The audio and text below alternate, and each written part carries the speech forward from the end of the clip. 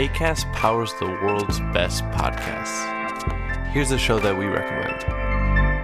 Hey friends, it's Mark Bittman, host of Food with Mark Bittman. If you haven't listened yet, please check us out. We talk about recipes, a lot about cooking, but also about injustices in the food system and how America's food policy is moving both forward and backward. We had climate expert, general genius, and all-around great guy Bill McKibben, Senator Cory Booker, whose passion for food and politics is totally inspiring, and the hilarious, wisdom-rich, New Orleans-based chef Toya Bodie. We've got much more in store for you, including some interviews tied to Earth Day that really couldn't be more appropriate. So, have a listen, and if you'd like, share your thoughts with us or on Apple with a review. Look forward to seeing you soon. Acast helps creators launch, grow, and monetize their podcasts everywhere. Acast.com.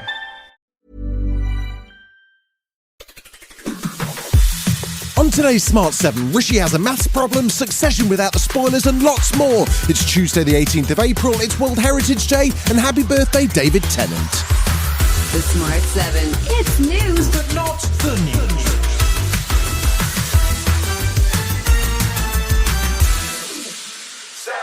Another day, another fire to fight for Rishi Sunak. The Prime Minister's being investigated by Parliament's standard watchdog over a possible failure to declare an interest, and it seems to be in relation to a childcare firm his wife has shares in.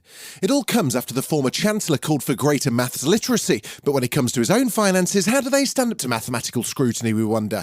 Anyhow, he's hoping his plans to get young people studying maths up to the age of 18 will serve as a good distraction for now. I won't sit back and allow this cultural sense that it's okay to be bad at maths to put our children at a disadvantage. But Mary Boosted from the National Education Union says the maths just don't add up. I mean, the problem we have more than anything else in schools, and probably the reason why children aren't getting the maths education they deserve, is because we've got a chronic shortage of maths teachers. And as teaching unions continue to row with the government, Shadow Leader of the House of Commons Thangam Debonair says teachers deserve a better deal. She called out Gillian Keegan, saying if the Education Secretary thinks the latest deal is good, she needs to put her money where her mouth is. Teachers need to feel convinced and school leaders need to feel convinced because they've had years of having their budgets really stretched under successive Tory governments. So if Gillian Keegan says it's true, she needs to work harder to convince the teaching unions and teachers and schools across the country. The UK's asked Russia to release Vladimir Kara-Murza, a Putin critic, after he was convicted of treason. The opposition activist has been jailed for 25 years on charges linked to his criticism of the war in Ukraine. The Russian-British former journalist and politician was found guilty of treason, spreading false information about the Russian army and being affiliated with an undesirable organisation, though he denies all the charges. He was arrested shortly after giving an interview to CNN where he said Russia's running a regime of murderers. This regime that is in power in our country today, it's not just corrupt, it's not just kleptocratic, it's not just authoritarian.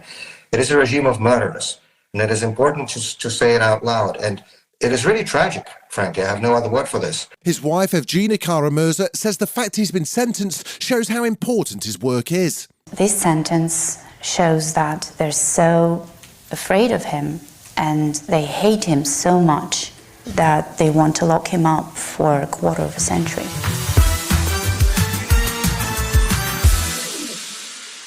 Violence continued for a fourth day in Sudan as explosions and gunfire rocked residential areas in the capital Khartoum. Over 185 civilians have reportedly been killed already and nearly 2,000 injured as intense combat between the country's army and the paramilitary Rapid Support Forces, the RSF, rages on. Each side blames the other for starting the fighting. Foreign Secretary James Cleverly and US Secretary of State Antony Blinken released a joint statement addressing the unrest. There is a shared deep concern about the violence that's going on in Sudan, the threat that poses to civilians, that it poses to the Sudanese nation, and potentially poses even to the region. And Cleverly calls for an end to the fighting. We call upon an immediate cessation of violence, a return to the talks which seem to be heading in the direction of civilian government, and of course that is the ultimate desired outcome.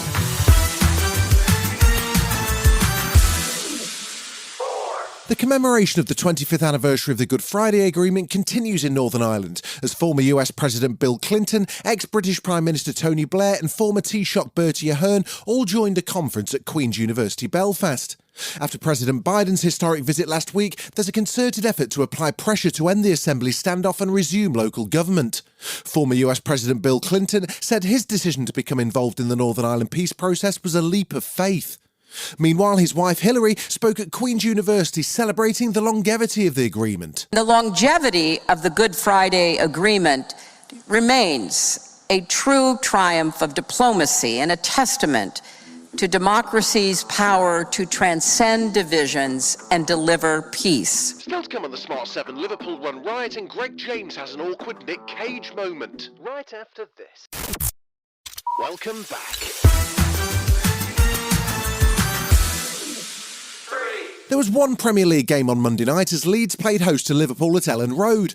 Jurgen Klopp's men have struggled for form on the road, but that wasn't a problem on this occasion. The game finished 6-1 to the visitors, with 2 each for Mo Salah and Diogo Jota.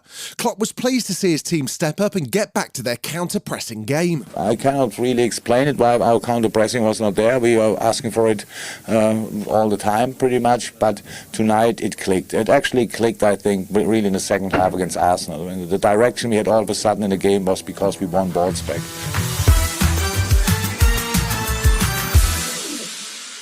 Unless you've been living under a rock, you'll know Succession is rocking the whole world with its twists and turns in its epic final season. Our sister podcast, The Sound of Succession, takes a deep dive into the goings-on of the Roy family, especially after last week's dramatic turn. And this week, we were lucky enough to speak to Zoe Winters, who plays Kerry, the assistant caught right in the crosshairs. She won't reveal if her time is over, but she did dish the goss on that audition tape and the extraordinary lengths she went to get under Kerry's skin. You know, I do have this monstrous Word document on, Kerry and Kerry's backstory, and it's like truly like 500 pages. And in season 3, I think it was like 400 pages. And I was telling another castmate, and they're like, really? Like, you don't even have any lines.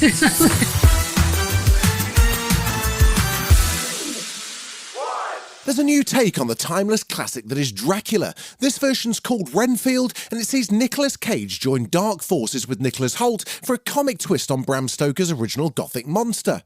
Hoult plays Robert Montague Renfield, the perpetually terrified manslave who's bound to Dracula for eternity, but is starting to realise the relationship's a bit toxic.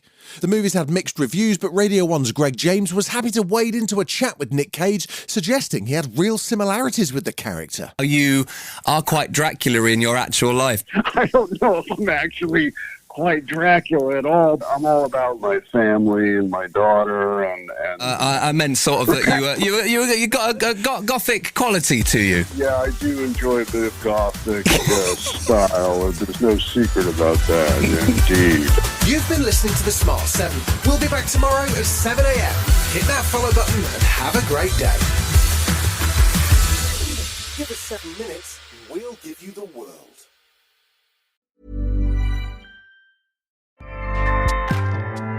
Acast powers the world's best podcasts. Here's a show that we recommend. Hey friends, it's Mark Bittman, host of Food with Mark Bittman. If you haven't listened yet, please check us out. We talk about recipes, a lot about cooking, but also about injustices in the food system and how America's food policy is moving both forward and backward. We had climate expert, general genius, and all-around great guy Bill McKibben, Senator Cory Booker, whose passion for food and politics is totally inspiring, and the hilarious, wisdom-rich, New Orleans-based chef Toya Bodie. We've got much more in store for you, including some interviews tied to Earth Day that really couldn't be more appropriate. So, have a listen, and if you'd like, share your thoughts with us or on Apple with a review. Look forward to seeing you soon. Acast helps creators launch, grow, and monetize their podcasts everywhere. Acast.com.